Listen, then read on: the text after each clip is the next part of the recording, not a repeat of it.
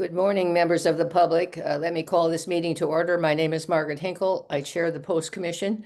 Let me start with a roll call of the commissioners in attendance. Commissioner Bluestone? Good morning, I'm here. Commissioner Calderon? Good morning, I'm here. Commissioner Crispin? Present. Commissioner Hall? Good morning, present. Commissioner Kajrosian? Morning, present. Commissioner Luma? Good morning, present. Commissioner Talley? Morning, present. We have a quorum, and we are missing today only Commissioner Baker. I think with that, let me move to the approval of minutes. Is there a motion to approve the minutes of our September 26, 2025 meeting? So moved. Is there a second? Second. Commissioner Bluestone? Yes. Commissioner Calderon? Yes. Commissioner Crispin?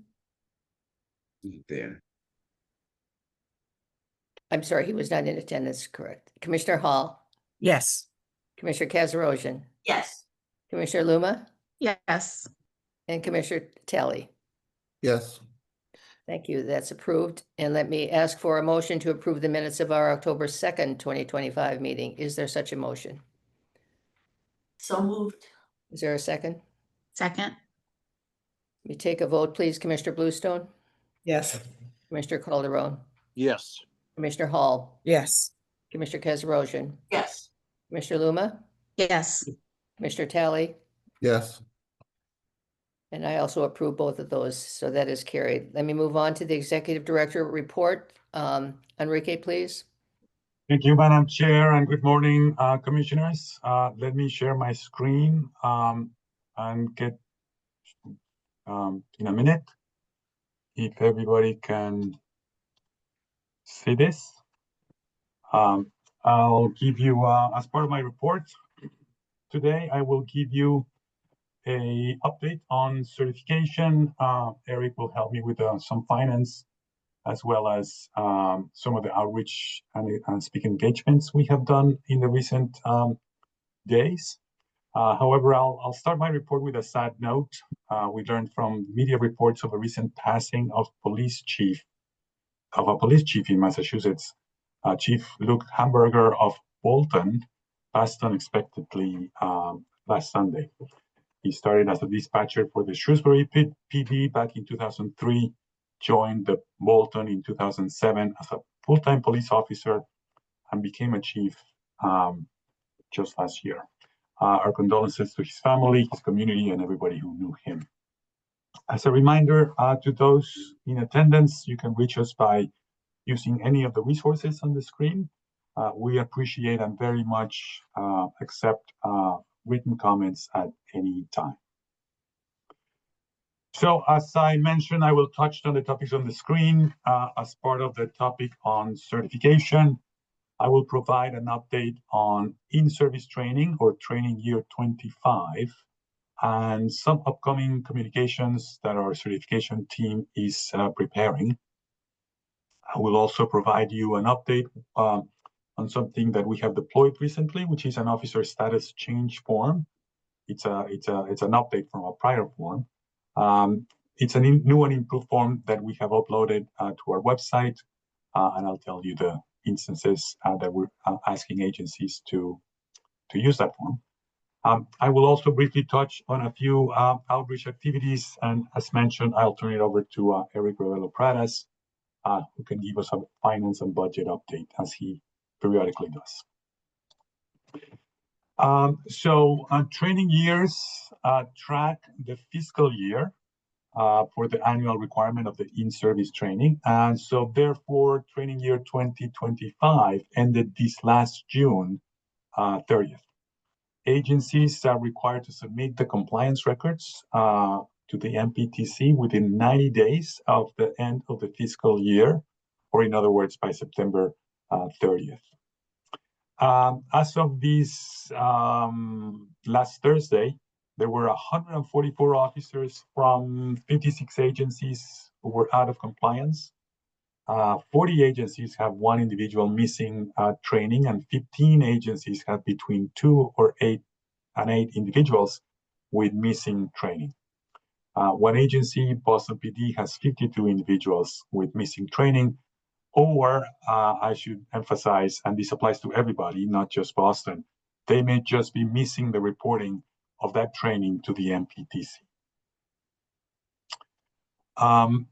To address the numbers in the prior slide, our certification team has sent out notices of non-compliance with a deadline of October 30th. In fact, those notices started going out last week, and we're getting numbers as we speak in terms of compliance reporting. They are having the intended effect, which is to get people to comply or report such compliance to confirm our records. As is provided in the statute, individuals that are out of compliance after October 30th, the current deadline that we have provided, may find themselves administratively suspended, which suspension can be lifted even when they come out of compliance. They come into compliance, with the in-service training requirement. As a final note on this topic, I will mention that we are also discussing with the MPTC how to address a handful of individuals who may have some missing part in a prior year, in other words, training year 24 or 23, even as they have completed the current year, which is something that the MPTC and by extension POST cares about. There are instances in which some of the training that gets imparted builds on prior blocks, prior training modules of prior years. So we want to make sure that those instances people have completed are not out of compliance. Next, I will give you an update on a new officer status update form that we are deploying. For some time now, POST has required that employment status changes be reported to POST as soon as possible. These instances are when an officer leaves an agency or is hired by an agency, or their employment status changes, including those instances on the screen. It could be an administrative leave, excuse leave, name change, etc. We want to make sure that our records are up to date on these critical junctures, and because some of them, especially administrative leave, for example, may result in something that POST may be interested in taking some action. Other employment status changes, leaving an agency for a termination or resignation in lieu of discipline, which falls on the category of simply officer leaving an agency, are also important milestones for us to track, which is why we require agencies that they submit all this information when it does happen. So the status form is going to be improved. It will be for officers who are already certified, including those who may have been restricted for the reasons that I just explained, and are looking to transfer or return to law enforcement.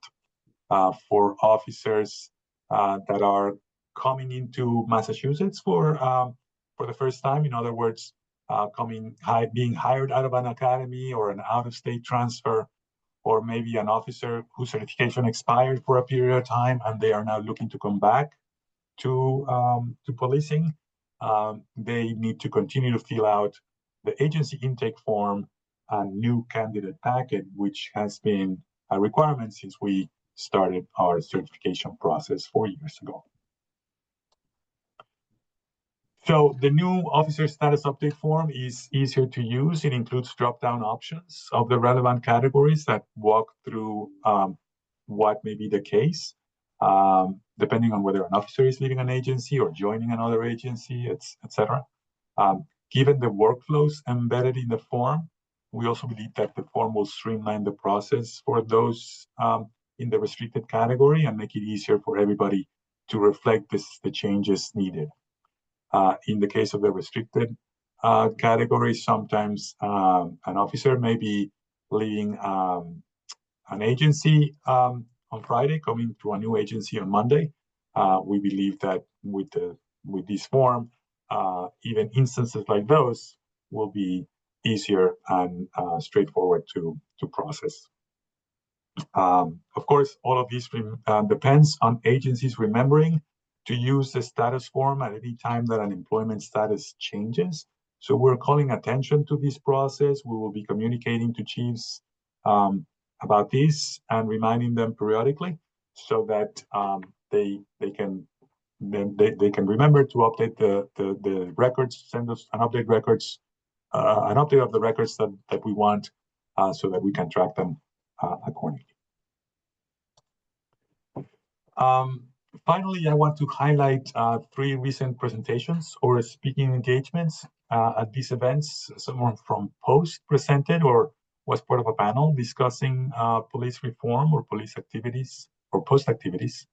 I want to mention on September 15, 3 members of our legal team, Laronica Lightfoot, Pauline Wynn, and Annie Lee, participated in the Boston University Employer Fair for the class of 2028, which consisted of 240 students. I'm highlighting this event because we have had great success with the fellowship program at Boston University. As part of this program, BU funds a recent law school graduate who may be studying to pass the bar, for example, and places them in an agency or organization that the university has decided is worth funding.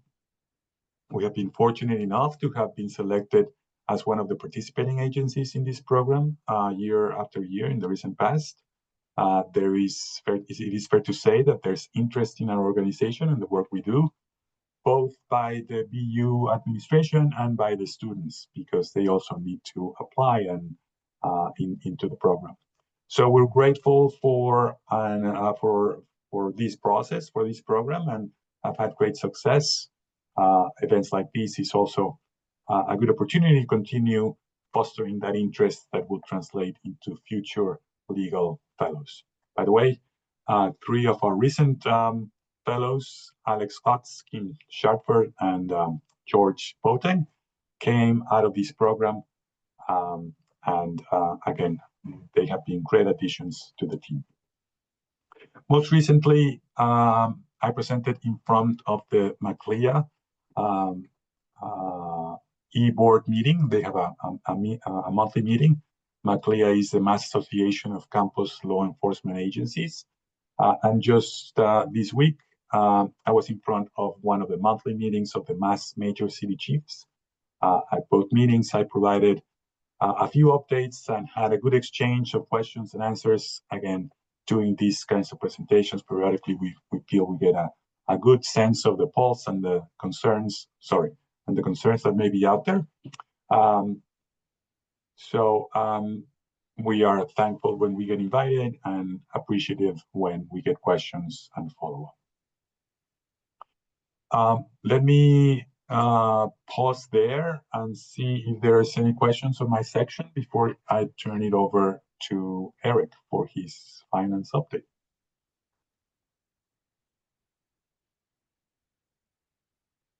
Seeing none, let me ask Eric to go from here. Thank you, Enrique. Appreciate it. Can everyone hear me okay? Seems like it. Okay, great. Good morning, everyone.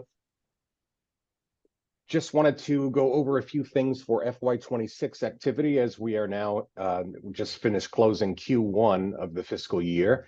And then I want to talk a little bit about FY27.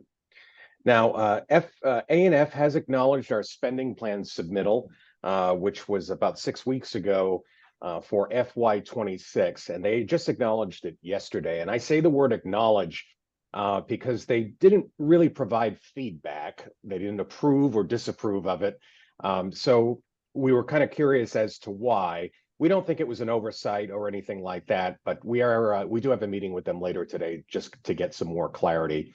It might have been that they just didn't have a problem with our submittal and therefore it's just automatically approved, if you will, but I just didn't want to use a technical term, approved, if I don't know for sure.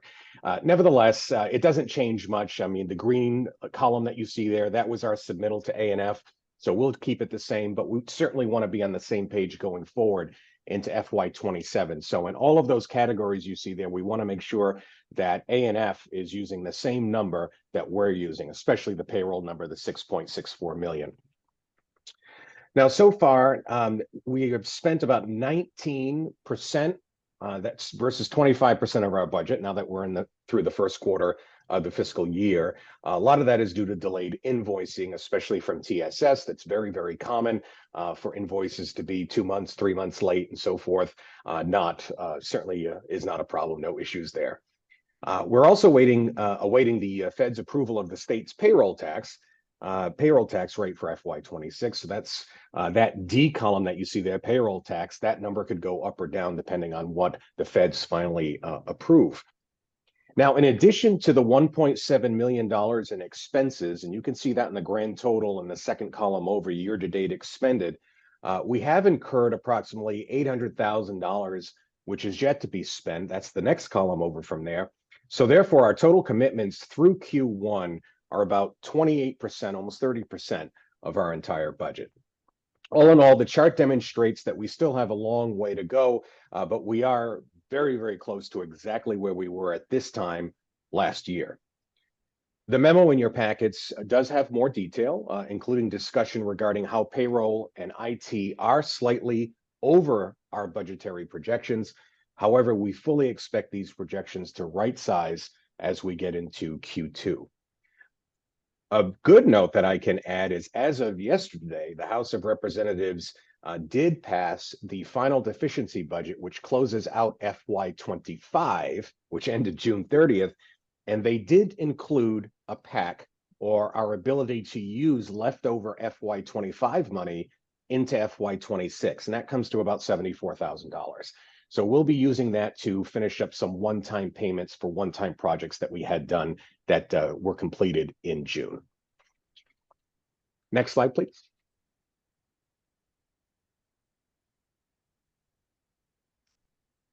Last month, Lauren Kruglack joined the IT division as business analyst. Right now, we have one position that's currently posted, Records Access Officer for the legal division. And as of the end of September, we had 50 employees. Next slide, please. On to FY27. So the governor's budget, statutorily, it'll be filed towards the end of January 28th. We are in the middle right now of developing our maintenance budget. We just found out yesterday, this will actually be due to A&F on November 3rd. Now, I do want to mention, and I know you've all read the newspaper accounts. Everyone is talking about the sky is falling with the fiscal environment, with things that are going on in Washington and so forth. So we are fully expecting a very, very tight budget going into FY27. That is definitely to be expected. So normally we like to submit what I call an evolving budget, because we are still an agency, a new agency that's in growth mode, and we are still growing. But because of these constrictions, we are going to need to expect that growth is going to have to slow down considerably. So it might be a less of an evolving budget that we submitted, and more of a typical maintenance budget. Maintenance budget basically just means it is your payroll plus maybe a 1 or 2% increase, and then everything else pretty much stays flat. That's considered a maintenance budget. Detail provided in the next commission meeting after I meet with Treasurer Luma and the executive director. We will be meeting sometime next week or the week after to review our FY27 proposal. And that is all I have. Thank you very much, Enrique.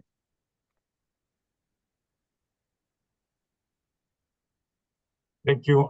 Any additional questions or comments on any of these? I don't think I see any indication of that. Thank you both, Enrique and Eric, for the thoroughness of your reports. And I think with that, we will move on to the legal update. Randy, please. Thank you, Madam Chair. Gerald Cahill, counsel in the Post-Commission Legal Division, will be delivering a presentation on the subject of providing practical guidance to constables. So I will now turn the floor over to Jerry. Jerry? Great. Thank you very much, Randy.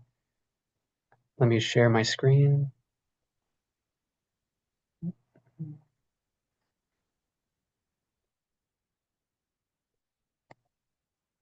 Okay. Can you all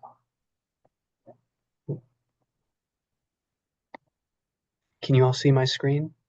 Yes, it's in presentation mode. Okay, very good.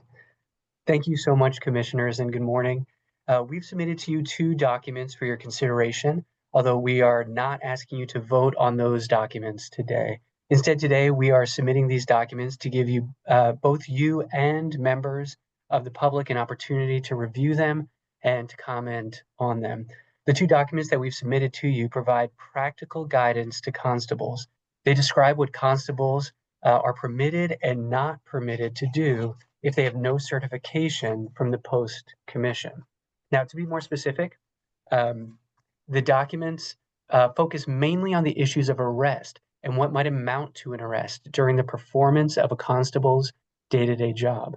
Now, as you know, when the Post Commission's enabling statute was passed, it provided a definition for what would be considered a law enforcement officer for the purposes of the Post Commission's statute.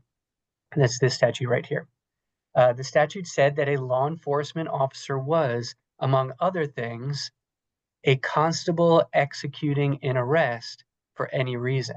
So if a constable executes an arrest, that person is considered to be a law enforcement officer under Massachusetts General Laws, Chapter 6E, Section 1.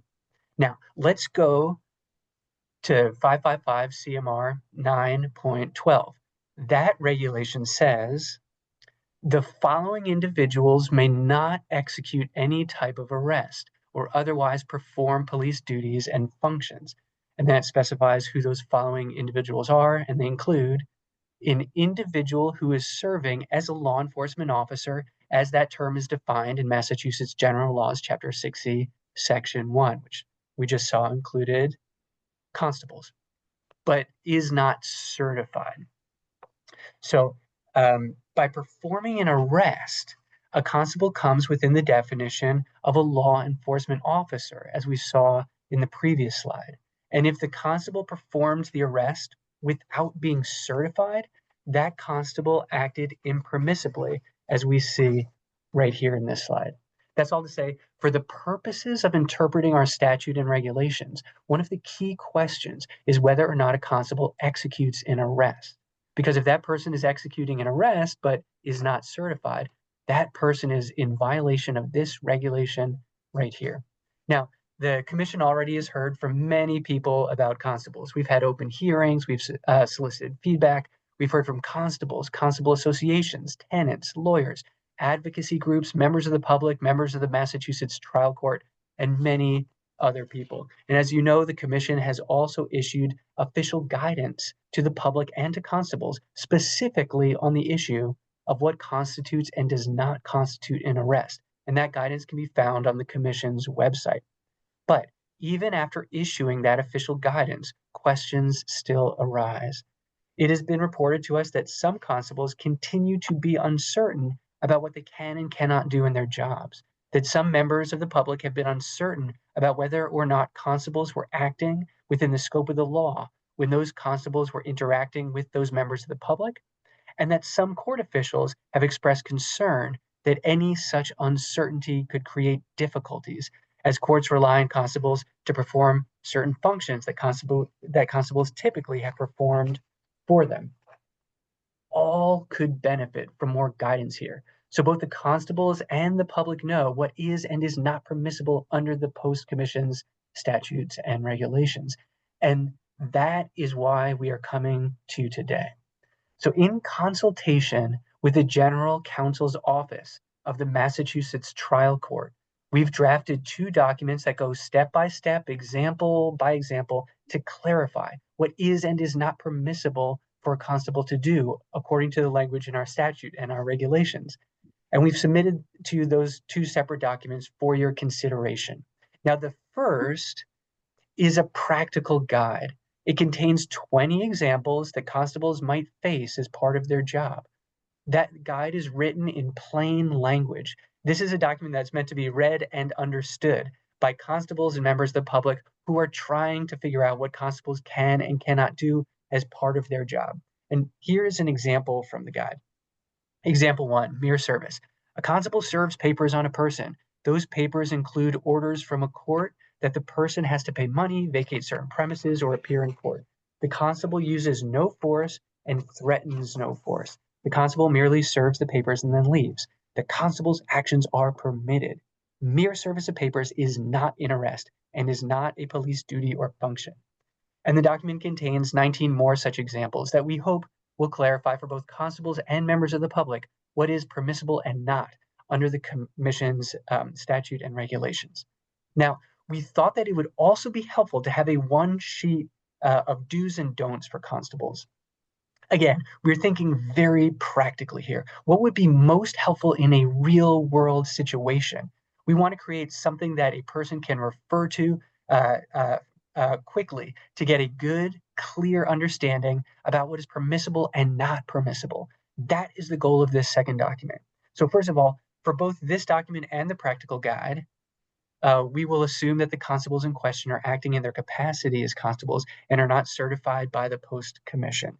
Now, with that in mind, the one-page do's and don'ts sheet, again, aims to provide guidance in a clear, down-to-earth way. For example, in the don'ts section, the sheet gives us the following example. Use of force. A constable is not permitted to use physical force to restrain an individual. Such impermissible force includes any form of deadly force, or even pushing, striking, or holding an individual against that person's will. And that is just one of the number of examples that you can find on this sheet. Our hope is that these documents might provide greater clarity in an area where there seems to remain some confusion. And so we look forward to receiving any advice and thoughts from you or from members of the public who might have ideas on how to make these documents even better, clearer, and more helpful. If members of the public would like to submit their comments or thoughts, they can submit them to the following email address, and we will consider each one of them. And if any members of the commission today has any questions or comments, I would of course be happy to hear them and will do my best to answer with the chair's permission. So thank you all for your time. I think Commissioner Bluestone has a question. Please.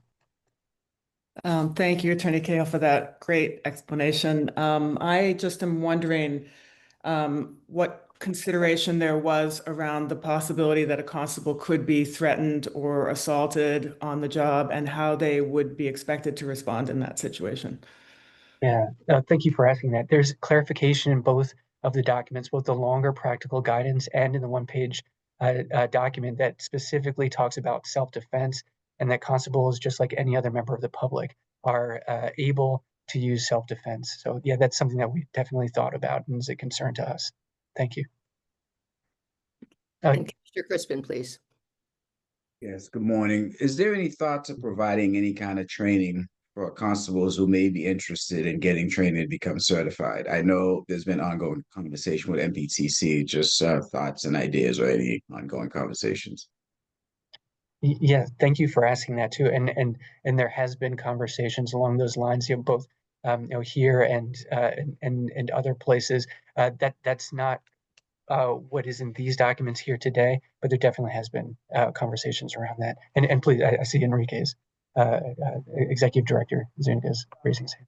Yeah, I can speak to that a little bit. And it's true that there's been multiple conversations in the past. There's a bit of a dilemma, which is the following: the MPTC does not appear to be terribly willing to do very different kinds of training.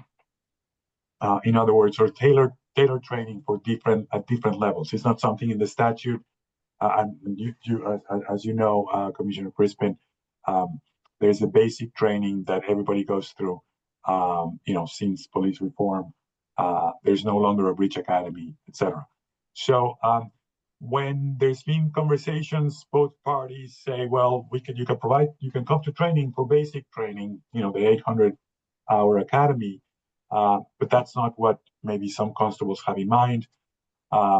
Or maybe they have they want to get credit for a reserve type of academy that they attended to. Some of them, many years ago, and it's not something that the committee, the NPTC, has actually given anybody credit for.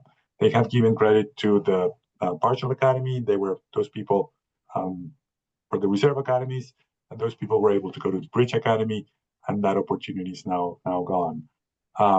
So we can continue those conversations if they wanted to have to provide, or they had the resources to provide, let's say, defensive tactics or other relevant type of training. But again, there doesn't appear to be much desire to go to the basic, to the full-time academy from constables. And I've been told this because if they did, they would rather be a police officer rather than a constable, because there's demand for police officers. In some cases, it pays better, and they get overtime and things like that. So that leaves us with the situation that we're trying to address via these do's and don'ts, guidance. I think Commissioner Luma, please. I just have a comment, and I want to say just thank you for just how you provided the information. I think it's important that we're considering how we make information more kind of practical and accessible. And I think I appreciate this new format and guidance that's provided. I think it's going to serve a lot of people well. Just appreciate the approach. Thank you. Thank you. Thank you so much for saying that. Any other questions or comments? Let me echo the positive comments of several of the commissioners, Attorney Cahill, in terms of both your presentation and the material themselves. It's very thorough and I think very useful for us and for the members of the public. And thank those who have worked with you on those materials. So I think unless there are any other questions, we'll move on to the next item on the agenda, which is the election of the Commissioner's Treasurer and the Secretary. If I could just ask Randy, please, to just make a couple of comments about procedure, and then we'll move on to the election. Yes, thank you, Madam Chair. By way of background, for members of the public who are watching, the Commission's governing statute provides for the election of a secretary and a treasurer. With respect to the first of those positions, the statute states that the secretary shall keep a record of the proceedings of the Commission and shall be the custodian and keeper of the records of all books, documents, and papers filed by the Commission and of its minute book. And the secretary shall cause copies to be made of all minutes and other records and documents of the Commission and shall certify that such copies are true copies, and all persons dealing with the Commission may rely upon such certification. And as a matter of practice, the functions of the secretary thus far have included reviewing and approving of responses to public records requests, subpoenas, and other document requests, reviewing and approving of proposed meeting minutes, and otherwise consulting and collaborating with different parts of the agency, including the legal division with some frequency, on matters involving the maintenance and dissemination of its records, as well as associated legal issues. With respect to the position of treasurer, the statute does not elaborate on the duties to be performed, but as a matter of practice, the functions of treasurers thus far have included working closely with the finance and administration team to prepare reports on financial matters to Commission members, reviewing and approving of Commission budgets and financial statements, serving on the internal control working group for the Commission, and otherwise consulting and collaborating with different parts of the agency on matters involving its budget, its expenditures, and its finances. Now, with respect to the procedure for the elections, based on Robert's Rules of Order, which the Commission has voted to adopt, I recommend the following: that the Commission first take up the election of secretary and then the election of treasurer, tracking the order in which they're listed in the statute, and that for each office, the chair announce any nominations that have been received thus far, but also entertain any additional nominations from the commissioners. And then the chair conducts a roll call vote, with each commissioner stating the name of the candidate that the commissioner prefers. And if no candidate receives a majority, the vote be retaken until a candidate receives a majority. So I will turn things back to the chair. Thank you very much, Randy. So we will start with the position of secretary. We have one person who has submitted a nomination, and that is Commissioner Kazarosian, who's been serving in that position. And are there any other nominations for secretary? I don't think I see any others, so I'll take a roll call vote on Commissioner Kazarosian as secretary. Commissioner Bluestone, Yes. Commissioner Calderon, Yes. Commissioner Crispin, Yes. Commissioner Hall, Yes. Commissioner Luma, Yes. Commissioner Talley. Clyde, you're muted. Sorry, yes. And I'm also a yes, so that's unanimously carried. Congratulations, Commissioner Kazarosian, and thank you very much for your service thus far in that position. You have held the position since post began, and you have done it incredibly well. Let me move on then to the position of treasurer. We have a candidate who has indicated she would serve, and that is Commissioner Luma. Are there any other candidates? If not, let me take a roll call vote. Commissioner Bluestone, Yes. Commissioner Calderon, Yes. Commissioner Crispin,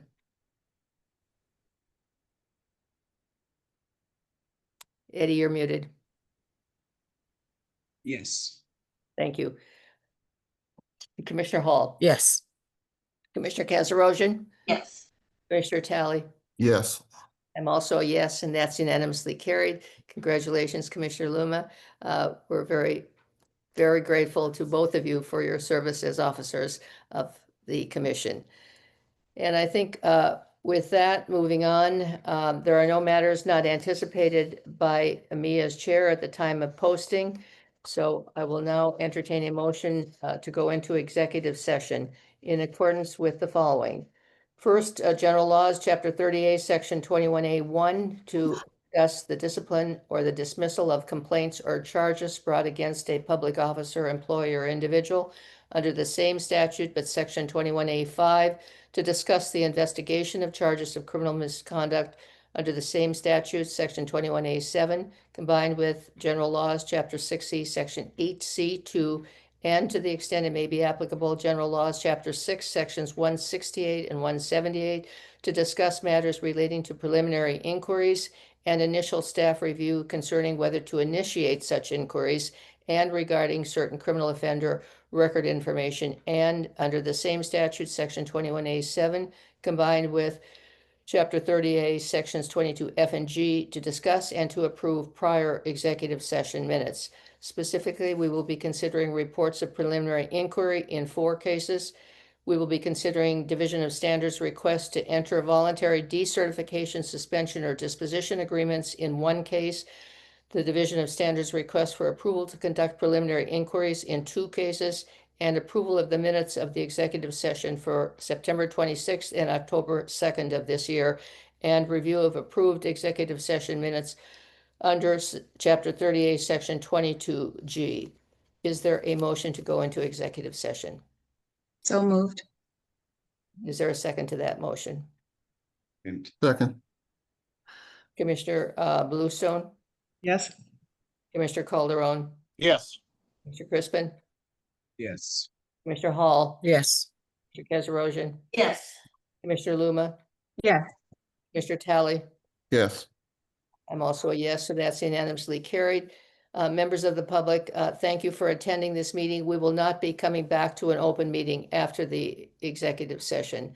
And I think with that, commissioners, we will take basically a 5-minute recess, get another cup of coffee, and we will then go into executive session. Thank you very much, and thanks to those of you who have participated and all the members of the staff who have worked with you on the participations, and congratulations to Commissioner Kazarosian and Luma for being elected as Secretary and Treasurer.